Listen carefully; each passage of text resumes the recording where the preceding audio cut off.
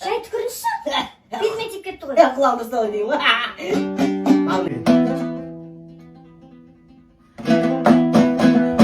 Бұл саған күле салатын вайн емес. Шайыңды тамағыңда дайын емес.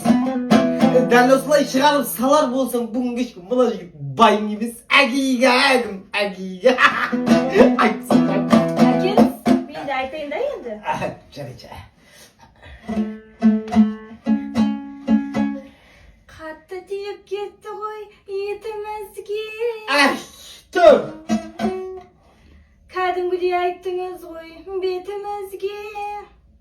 Орындықтың астында жуалтыз бар.